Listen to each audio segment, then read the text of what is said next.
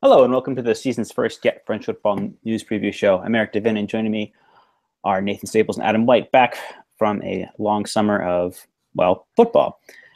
We'll start with a brief rundown of the results of the three French sides in Europe, starting with Nice, who managed to beat Ajax on away goals, netting a dramatic winner from Vincent Marcel to earn a 2-2 draw in Amsterdam after drawing 1-1 last week. Bordeaux have been less lucky on away goals, being eliminated by Hungarian side Videoton this evening, losing 1-0 away in a match that saw both sides finish with 10 men after winning 2-1 last week in Bordeaux. And Marseille earned a scoreless draw, which means they will progress after their 4-2 win last week. So after this week's matches, it's sort of par for the course for French sides in Europe. One team was eliminated early as Bordeaux followed Lille, Lyon, and Saint-Etienne in recent years. It's a really poor start for the team, but I'll ask you, gents, I'll start with you, Adam. Is this a bad thing for a team that seems to have such a lack of depth after the current transfer window? I think no. I don't think it is a bad thing overall, because if you look at the Europa League campaign as a whole, they were obviously in the competition 2 seasons ago and struggled terribly with injuries and playing so many games in such a short space of time. So if you look at that season as a whole, I think that where would they get in the Europa League? Knockout stages, perhaps. It would be, the first or second round of the knockout stages would probably be the best they could hope for, which obviously isn't, obviously needing to be sniffed at. That's still a fair achievement. But if they're going to look at progressing overall, they need to focus on their league position, in my opinion. So it could work out to be a bit of a blessing. Obviously, as you mentioned, Lille there, it didn't really turn out for Lille that way last season. They went out to I think it was a Carabao, didn't they, in the first qualifying round that they were involved in.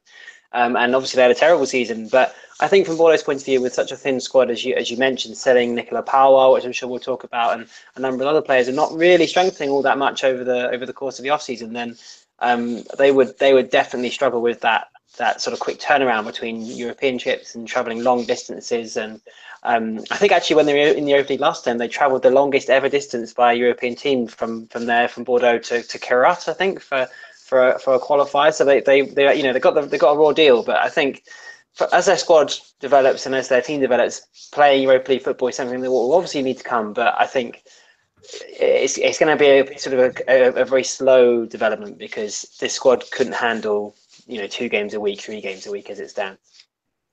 All right, Nathan, turning to you, we saw Bordeaux make a somewhat surprising move in selling Nicolas Pauwel to Nantes this last week. So I guess a 2-part question for you. One, we obviously know Pauwel is a fairly talented defender, but has some temperamental problems. So why sell him? And second, now what becomes more of a need with Jeremy Toulalan playing defense? Do you feel they need another center back or another defensive midfielder? And who are some of the targets that you could look at in that regard? Well, for starters, with Nicolas Pauwel, I think the only reason they have sold him is possibly because he is a little bit of a hothead. He is a good player on his day, and the fact that they've moved Jeremy Toulalan into centre-back sort of amplifies the fact that they need a centre-back. More than anything, they need to move Toulalan back to that defensive mid position, because that's where he's most effective. He looked pretty poor today, in all honesty. He was turned a couple of times. He's very, very slow now, getting into his older age, which is a little bit of a discredit to how good he still can be, but he's not a centre-back by any means. So that needs to be their main focus, really. If not, like you say, a defensive midfielder, because Yaroslav Paschal doesn't really work there anymore. They played the young Argentinian in the previous leg, and he did okay, but I'm not solely convinced that he can do the job for an entire season. So I would say they need to target a centre-back and someone, maybe a Christophe Julien from Toulouse, maybe that's a gettable player, someone of that kind of level. I'm trying to think of other centre-backs that might be gettable, really. They're kind of not in Europe anymore, but they might be challenging around those Europa League places again. Someone of that kind of ilk, maybe if they can get someone who's 24, 25, can still grow, that would be really ideal for them, I think, because, again, that means that if they can't get a defensive midfielder in, they can easily slot Toulalan back into his more natural position, which I think will be best for them, really, both from a personnel point of view and from a financial point of view, of not having to overstretch their means by any sense. Adam, what's your take on Bordeaux's summer window and these positions in particular? I feel like there are players out there, maybe one of the 4 center backs that Saint-Etienne have, and Pogba, Perrin, Tiafoe Catherine, and Lacroix could be had. But what's your take on this?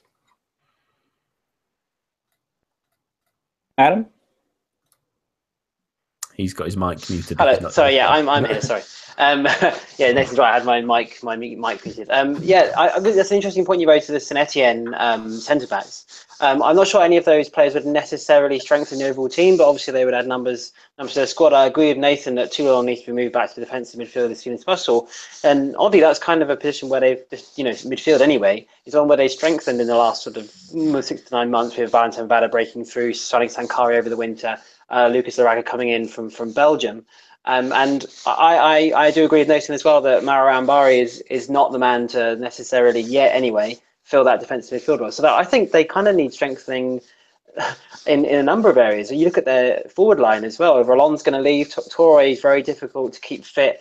Alex Mendy isn't necessarily he's little more than a stand-in. So I feel like that it's a very, very thin squad, and they need to be looking, seriously at pretty much every area of the team.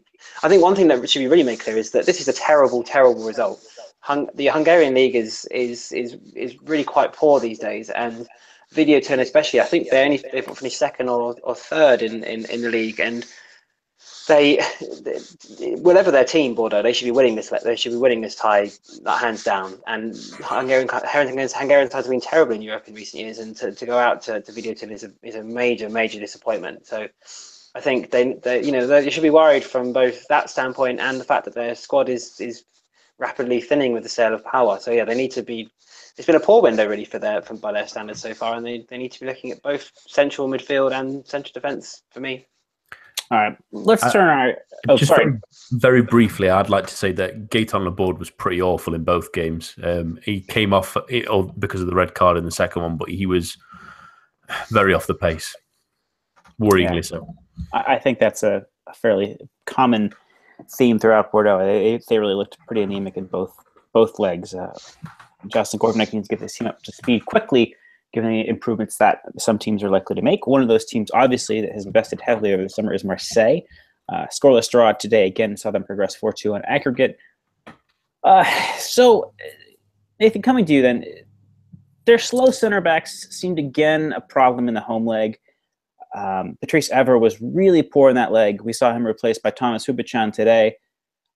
So, I guess a two-pronged question here for you again. Do you think that those slower center backs can be a problem in helping Marseille achieve their aims in the league? And along with that defense, should Hubichan be the first choice ahead of Evra and Bedimo at this point? In terms of your first question, yes, I am a little bit worried about their slow centre backs. Adil Rami is a good player, and he showed at times, although when he got players in behind, he really does struggle. But his strength and positioning at times and his ability in the air is probably good enough at this level. I do still worry about Rolando, though. He can be a bit rash. He can be a bit caught out of position. And had it been for a couple of extra touches in the first half from one Ersten player, then they might have scored a goal nice and early, and that would have been a worry because Rolando's positioning wasn't great. And they did get in behind a few times, and they've really been saved by Mandanda and sometimes as well tonight, but it does worry me. We mentioned in the preview that we were a little bit worried about their depth, especially at centre-back, that they maybe should have gone for a younger player like Anissa Diop or Yoris Gnagnon if they were available, even if it was splashing out maybe 15 million, 20 million euros on them, because that's their real area of need. And they've not really dramatically improved in that area, although they probably expect Rami to be maybe just about good enough. In terms of left back, I liked Hubichan there tonight, and I think he's probably the better option, especially defensively compared to Evra and Bedimo. He's decent going forward. I think he's solid at that point, but he's not as good as the other two.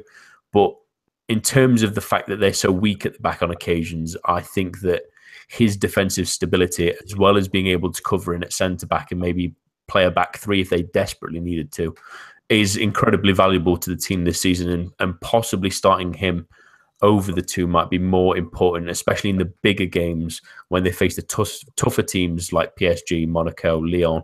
He will be important. Evra maybe starts because of seniority, and in the lesser games, he's probably better because he's better in the final third. But yeah, I would start Hubočan if they maybe not at the weekend because, like I say, they're playing a lesser team, but definitely in the bigger games, he's gonna be a massive improvement defensively that they desperately need. All right. Turning now to you, Adam, we saw Luis Gustavo, summer signing from Wolfsburg, being played in defensive midfield. Now, he, for me, also is a player who looks a little bit slow, a little bit off the pace. I understand that he's not really been in his best since that World Cup. So, two-part question for you as well. Then, would Andre Frank, Zambo, and Guisa be a better option in defensive midfield? And along with that, I'd like you to chime in on this as well, Nathan. Are Marseille guilty of chasing names? William Vancouver, for me, was really solid last year in that role. Doesn't appear to be wanted at Roma, with them having brought in Maxime Gonalon. Should it, I know that Vancouver wouldn't probably not have cost as much as Gustavo would.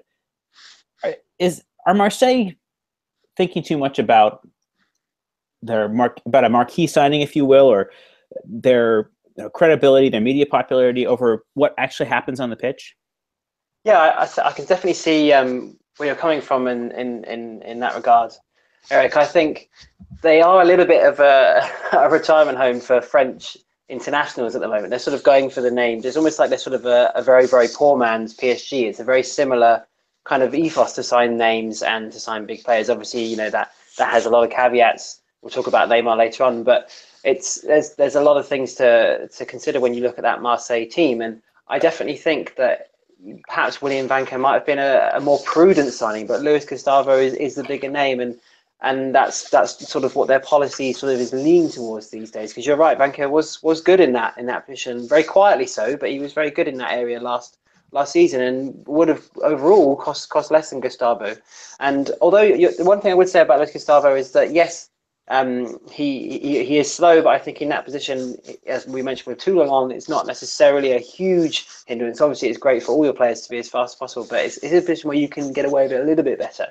So I think there's a long way to go for Gustavo. He's only played 2 competitive games, and he played 7 games in total in pre-season. Obviously, he had a very disappointing season with Wolfsburg, where they nearly got relegated last year. And you're right, I don't think he's recovered from that World Cup either. So I think it's really important that he's given a little bit of time at Marseille, and I think in terms of ability, he should be an upgrade on Vanca. But whether he can realise that potential remains to be seen a little bit for me. All right, Nathan, what do you think about the idea of Marseille chasing names? Is this something you see being a problem as well? Yeah, absolutely. They've. I think Adam's hit the nail on the head when he says it's like a budget PSG, that they've simply gone, we'll pick out the names that people are aware of and have that kind of brand knowledge, and that will get us to where we want to be. And I don't think in the long term that's going to work. In the short term, simply because of the difficulties of other teams, we think of Lyon losing a few key players, maybe not replacing them with exactly the same quality.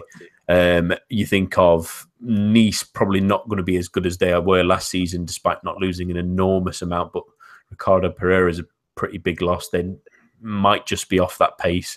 Monaco losing a few players as well. They've all sort of closed into them. And even though they've bought mostly older players, they've narrowed the gap slightly. And at times, they've been interesting tonight. I still think the signing of Saint-Germain especially was an excellent signing. Gustavo did look a little bit off the pace, but he's a solid player and was at Wolfsburg. It's just the other ones you think of, like Rami, like Evra in January, the names they're even being linked to, they're all older players, and you'd really hope that they'd have learnt from the mould of Monaco of trying to go young and build the squad like that. But again, the worry for them then is that sustainable? Is that a way of building a squad without it being gutted by the bigger fish in Europe? So I understand maybe why they're going short term, why they really want to get themselves back in Europe now, but they probably needed to do better in planting these seeds for the future. If they can maybe do a couple of those still, the window's still open. If they can bring in a young centre-back, maybe. If they can bring in a young forward as well, it might make up for it still. So they've still got a chance, but I don't really like the direction they're going at the moment. But then again, they might change course. So should they reach Europe, they might then start developing something else of a more long-term plan once they get back to where they really want to be. All right. Now I want to take a look at Nice, who did very well, I think, to progress against Ajax. They looked really, really sharp, really fun to watch on the counter, even if they were a bit more, open than they had been at times last year. That said, they're going to face a tough draw in the next round. I don't think they're going to be favorites against any of those 5 sides, but neither were they against Ajax, so anything could happen. They also face the potential loss of Jean-Michel Seri, who has a €40 million release clause and has been consistently linked with the likes of Arsenal. But it's an encouraging start to this season for Nice. But the question I wanted to ask you both surrounding these 2 legs is the performance of Yohan Cardinal, who really was at fault for a pair of goals, the one in the first leg for sure, and the second one as well, the one scored by Van de Beek in the second leg yesterday. And my question, I know this may seem controversial in light of him being plumped up for the national team as that third choice keeper. Is he good enough? Adam, we'll start with you. If the top 3 and progress to the group stage is their aim, that is. Is he good enough for it's a really interesting question because it's something I wrestled with a lot last season, and I know that he had some good performances last season, but I feel like that if Nice want to, if Nice is going to be playing Champions League football, I don't know that Yohan Cardinal is going to be a Champions League level goalkeeper, or at least a level to where perhaps they might hope to be. I think he does make mistakes a little bit too frequently, and I don't know that his handling is as solid as you would hope for certainly for an international goalkeeper, and definitely for a goalkeeper in the Champions League. So for me, I think that I'm surprised they didn't go out and sign a more experienced and a safer pair of hands. It's a bit of a cliche, but someone a little bit more secure, a little bit more steady. He may be a talented goalkeeper in some areas, but I don't know that he's got the all-round game to be, to play at the highest level for an extended period. So I think if they were to make it into those group stages, then it's possible he could be found wanting again. You're absolutely right. He was at fault for over the 2 legs, and I'm surprised they haven't gone out and strengthened. And you're absolutely right, by the way, Eric. It's going to be very difficult for them to qualify for the group stages anyway. That draw, whatever draw they get, is going to be a tough one. But I think they were really good last night and deserve to beat Ajax. Ajax were in the final of the Europa League, obviously, last season. So although their squad has changed a little bit, it's a really, really good result. So I think Nice fans in general can be really positive going into the new season. But I still, for me anyway, would look at a goalkeeper between now and September the 1st. Nathan, where do you stand on this? There were rumors towards the end of last season in Ligue that Nice were looking to bring in a more experienced player in light of having qualified for the Champions League. Steve Mandanda was linked prior to his move to Marseille. Where do you stand on Cardinal and his future with the club?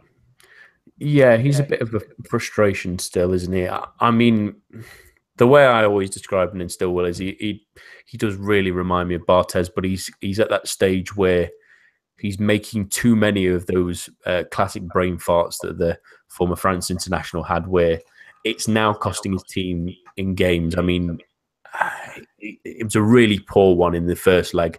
In the second leg, it's not the greatest performance you've ever seen, and you can maybe blame him for some of the goals as well. But you can't keep that happening at that level. If, like Adam said, if they want to have that ambition of being a Champions League team, he needs to be more consistent. And you start to worry now that having that happen over the course of last season on occasion and really starting the season really poorly, is this something that's going to bleed into his overall play?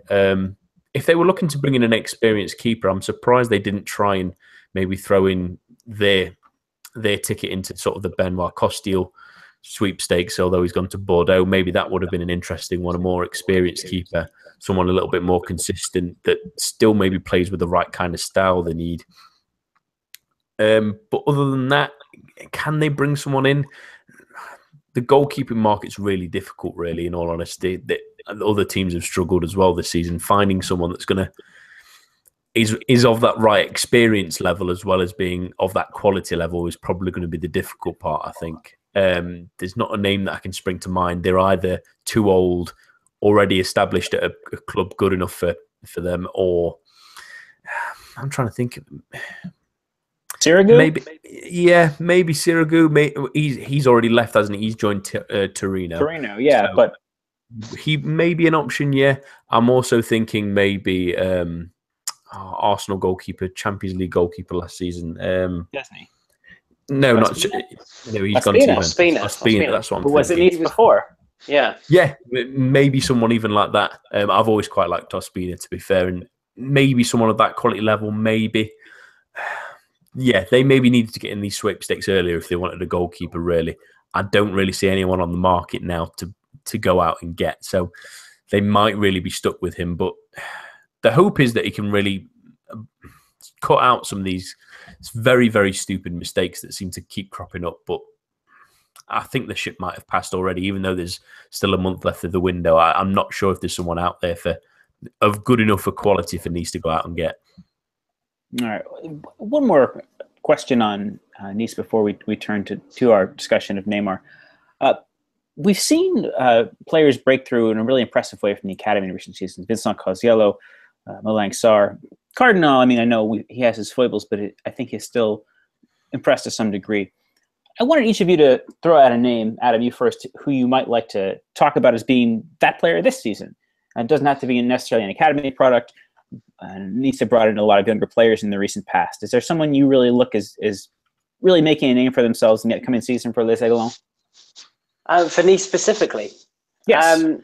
I think an interesting one from Nice's sort of younger, sort of teenage ranks, if you like, would be Olivier Boscaglia. I was really impressed with him at the Under-20 World Cup. He can play at either fullback, centre back as well, mainly left back, and he's got a good cross on him, and he's got pace. He reads the game relatively well, and I think he's a burgeoning talent. And he didn't get too many games over the course of last season. He's played in a few friendlies. Hasn't made the squad for the either European game, which is a little bit disappointing because I was hoping that to see a little bit more of him this season. But especially with Paul Bass leaving, perhaps there's a little space opening up for him in the Nice team. But he was good at the Under-20 World Cup. So although that's the French team in general sort of flattered to deceive a little bit, but in the group stages he played pretty well. So I think perhaps he's one to look out for Nice. Nathan, what about you? There's a fair few you've mentioned that. There's a couple they've signed. There's a couple they already had in the ranks. Jean-Victor Makenga will be an interesting one to watch, who was at Caen. And Marcel, who obviously scored the winner, he's played a couple of times last season. He is really exciting when he does play. But I really like the youngster they've played in the last couple of games, in the Champions League at least, which is Sraffi.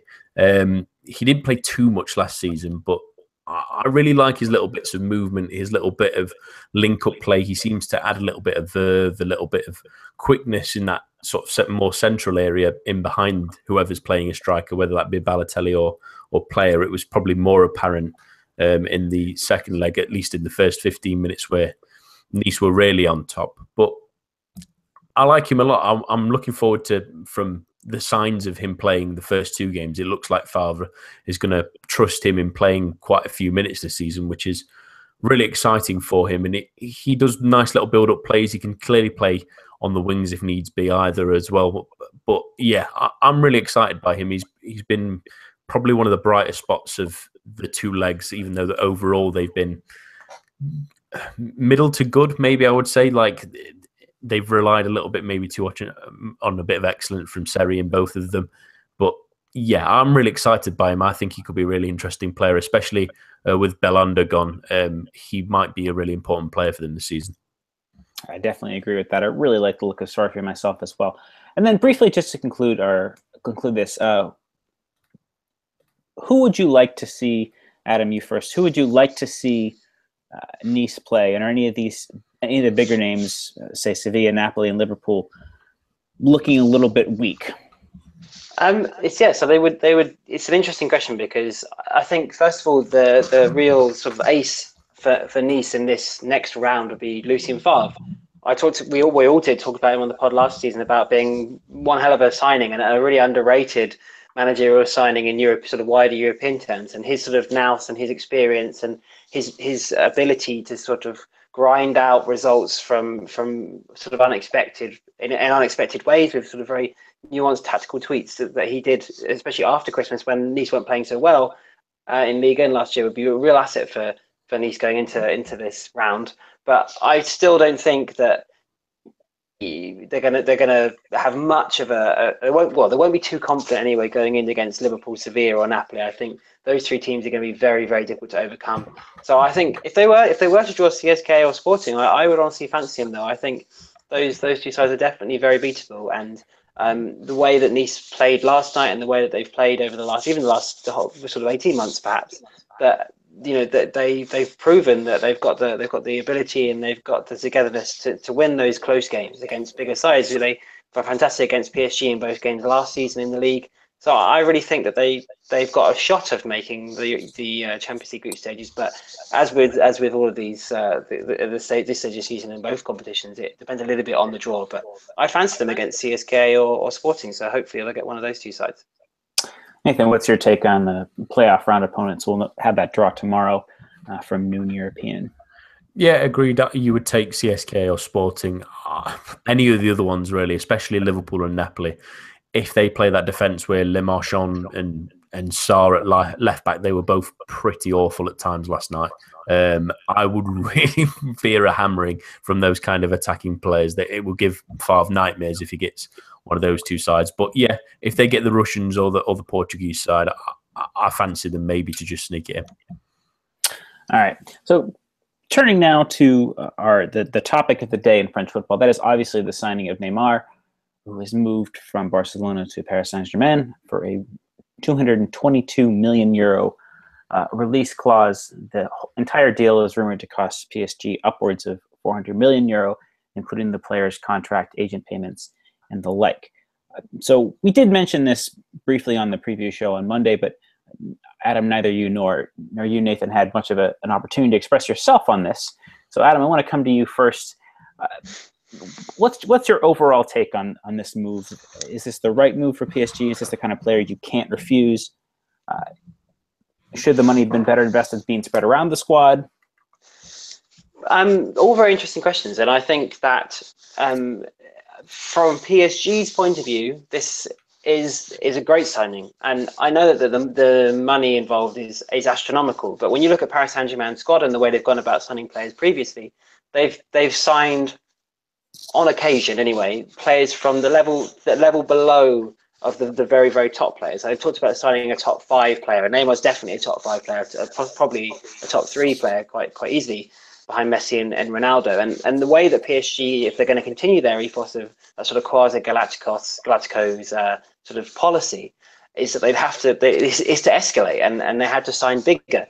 And you look at players like Angel Di Maria, Ibrahimovic, Cavani, Thiago Silva. Those players are on that sort of next rung, if you like, and they've only made the quarterfinals of the Champions League 4 years in a row now, and it isn't getting them anywhere. So either they change tack and they look at the way Monaco succeeded wonderfully well last year, or they continue with their big spending and their sort of their buying of names and their sort of that Galacticos ethos that I mentioned. And given their model so far, there was only one way they were really going to go. So if they were going to sign one of these players, of that sort of top 5 caliber, if you like, then a fee of this type was always going to have to be involved. And I think it's kind of gone by the wayside a little bit of all the freeway around the transfer, but he's going to be absolutely brilliant for PSG. You would imagine. Even just that one game they played at the Nou Camp, where obviously the very famous game we talked about on the pod where Barca won 6-1, obviously overcame that 4-1 deficit from the first leg of the Champions League second round game this year. Neymar was unbelievable in that game, and that's the kind of performance that PSG have been crying out from players like Di Maria, Thiago Silva, who on that night particularly was pretty terrible, and Ibrahimovic never really shone in the Champions League. So they haven't been able to get what they want from that next tier of players. So they kind of had to go to this level and to this extent. And the only way to do it is to spend the money. So for me, I actually think if they can afford it, they can avoid financial fair play, which obviously won't come into effect until they're sort of audited later on next season, and they can spread the cost over a certain amount of years. If they can get away with it, and they've got that huge backup from QSI, then why not? I think it'll definitely bring them closer to winning the Champions League, which is anything they really care about. So for me, I think it's kind of the way football's going, unfortunately, and I can see the rationale behind it, and I hope it does well for them. Nathan, what about yourself? What's your hot take on Neymar? I think it's a fantastic move, in all honesty, regardless of money, even though it's crazy, crazy money. I always think that any big club in Europe or in the world, if you have an opportunity to sign someone who's top 5, like Adam said, maybe even top 3 in Neymar, you sign them. If you've got even the faintest opportunity of signing them, you sign them. Because when you do pull off something like this, it can transform not only your current season and marketing opportunities, etc., but it can change your complexion of your team for the next 10 years. I mean, they're getting a superstar in his prime. He's only 25. He's fantastic. He's going to be excellent in Ligue. He's going to destroy some teams, in all honesty. It's going to be very, very exciting to watch, and we're all very much looking forward to it. But this is just the first step. I mean, they might not win the Champions League instantly this season just because they signed Neymar. Let's not kid ourselves. And yes, they do need to maybe balance out the team a little bit better, but that can come next summer. In all honesty, they've got the player they needed to get to that next level.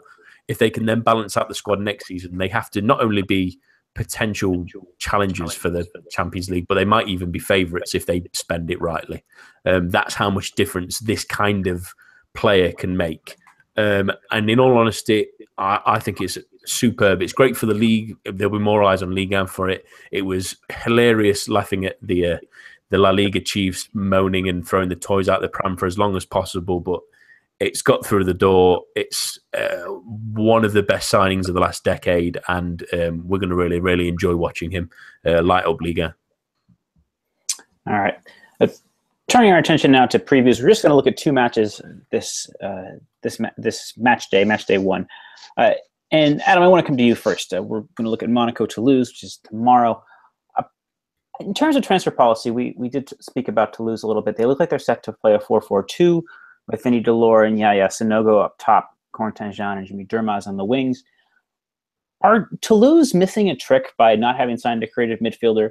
I have to figure this team's quality in defense and even in midfield, the quality is there to push for Europe, even with the improvements, to me, that Marseille and Lille have made.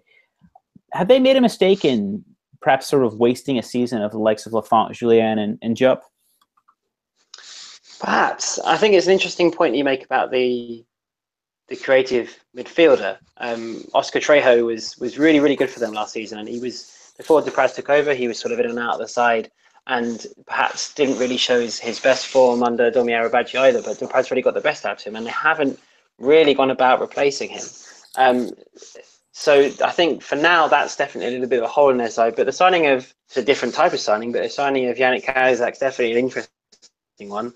He hasn't. Depraz joked in a press conference that he's settling well and hasn't got himself sent off yet, so he's relatively happy with him. Which is it goes to say a lot about what the type of player that he is, and I think he's a very Depraz type of player as well. He wants warriors and he wants players that are going to fight, perhaps too much on Cahuzac's part, but he's definitely an interesting signing and will beef up that midfield. But in terms of pushing for Europe, I think that they've definitely got a fair amount of quality in their team defensively, as you mentioned, and they've got, I like Jimmy Durmaz. He was sort of a bit erratic last season, but him and Corentin Jean are very dangerous in wide areas, despite losing Martin Braithwaite, who didn't have the second half of the season to remember at all. And Delors, we know, can score goals in Ligue 1. So it's an outside bet, perhaps, of them making it, but I think given the strides made by other teams, I think that it would be a very big surprise if they finished in the top 6. But top half would be an improvement on last season and would continue sort of Depraz's development of the team. So Europe perhaps could come later on if they're able to develop from here and perhaps bring from more young players, maybe get a big fee for someone like Issa Diop or even Alban Lafont and spend that wisely.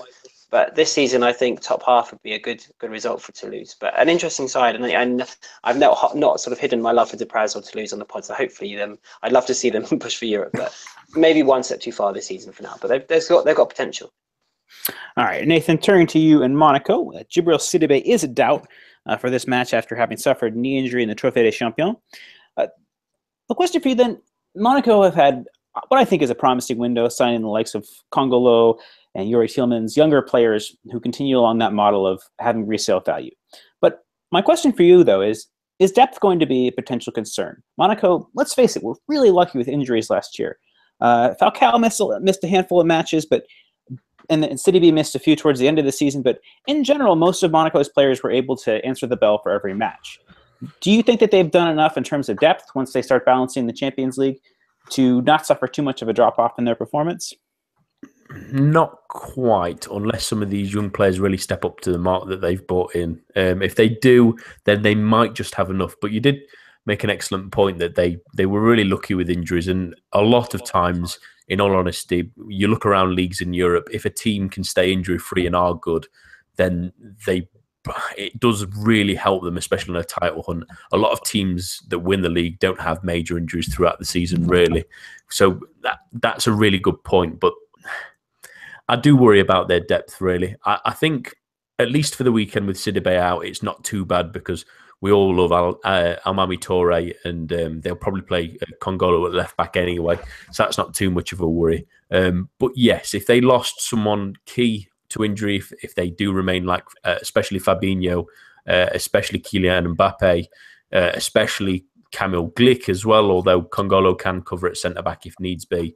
Those three are really the spine of this team now.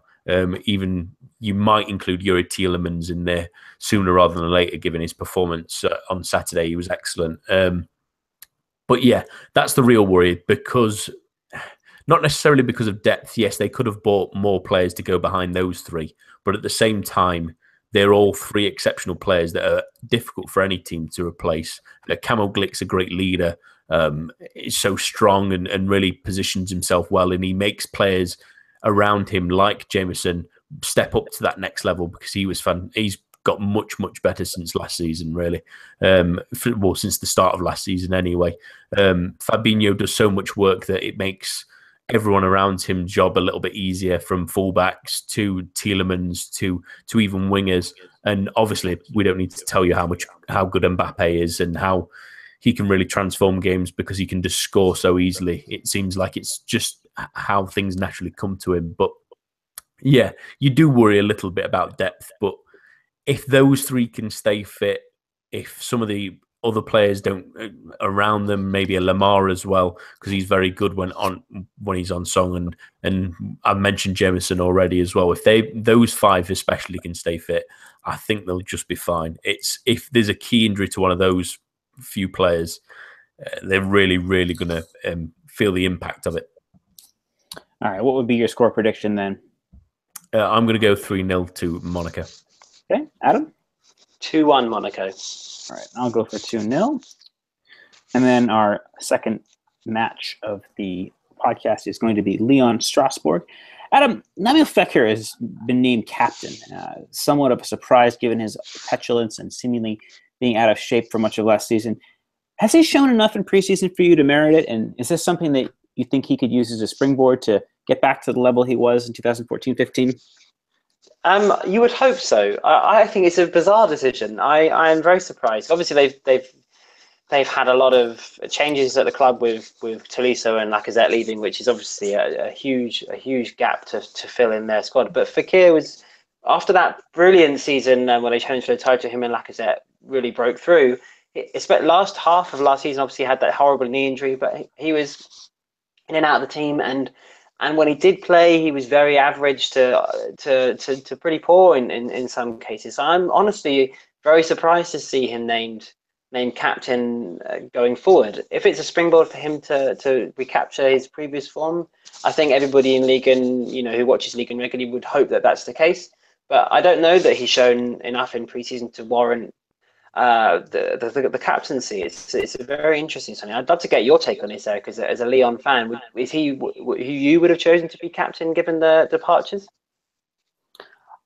I think all things being equal, I probably would have chosen Toussaint myself, but I do wonder about the potential pitfalls of choosing a captain who's 20 years old and really has only played 2/3 of a season in professional football. I think Toussaint, as I said on Monday, has immense potential, but I just fear it's a little bit too early for him. And in the absence of Toussaint, maybe Jeremy Morel, maybe Christophe Jallet if he had stayed, maybe Anthony Lopez. It's slim pickings as far as players who've established themselves and have been with Lyon for a long period of time at this point. I think that's the dilemma that Bruno Genesio has faced. Moving on to Strasbourg, Nathan, they look to be building a very attacking, positive side. Does OL's sometimes wobbly defense have something to worry about come this weekend? Yeah, absolutely. I think Strasbourg are going to have a number of things back in them this weekend. The fact that they're back in Ligue after, having so many struggles and really sinking to the bottom of French football, only to rise back up again. They've got a massive, especially for the size of the club anyway, they've got a massive fan base. They're a relatively large club in France, even though they've been in the doldrums. They averaged 14,000 in Ligue 2 last season, which is absolutely incredible, really, to think about when you think that Ligue 1 standard is 21,000 average. So they're going to be really up for this game. I mean, getting to go to Lyon in your first game of the season, that's the thing half of these players would have dreamed of. I mean, if you think 2 years ago in the National, they wouldn't have even imagined that happening. So with the attacking side, the belief that they've gone out and bought players and tried to make a team that's not just trying to survive, but trying to become a Ligue 1 team for this foreseeable future. Given that Lyon can be a bit weak at the back, they've lost Mamana. It means that someone possibly unexperienced, or in the case of Marcelo, he's not unexperienced in any way, but obviously it's a little bit of a risky one with his first sort of game of the season. Test them early, give everything you've got, give all the energy you can, and they've got nothing to lose. If they lose against Lyon, if this say is 3-0, 4-0, no one's going to really be bothered. You know what I mean? If they really go for this, if they really put their heart and soul into this, I think they could really get something from this because, like I say, they've got absolutely nothing to lose. And I think at the start of the season, that can be the most riskiest thing to these bigger sides, that these smaller teams might as well have a go because they're expected to be beat. So go for it. Go hell for leather and see what the outcome ends up being, because it might just surprise you. I fully agree. I think that it's been interesting to see how Lyon have used Jeremy Morel rather extensively left center back earlier in this preseason.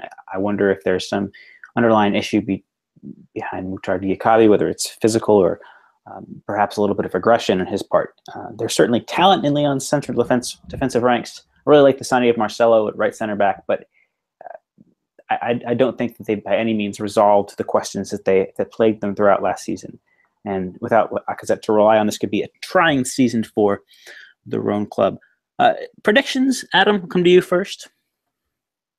I think it's an interesting game, but I still think Lyon are going to win it. I think 1-0. Okay. Nathan? I'm going to go for a 2-2 draw. All right. I'll go for a 2-1 Lyon win. That is all for now. For Adam White and Nathan Staples, I've been Eric Devin. We'll have more matches to preview next Thursday. We're also going to be introducing a fan component. So we'll have something up on the GFFN Twitter feed where we'll invite a fan to test their wits against the three of us to see how they can fare in our preview competition. We'll be back on Monday with Rich Allen as the new third wheel on the GFFN show, joining Nathan and I. We'll be live from 10 p.m. UK. Please do follow us on Twitter at GFFN and at the GFFN show. You can ask us questions on Twitter that we can answer, and we'll have all you need to know about week 1 of the league season. That's all for now. Have a pleasant rest of your weekend.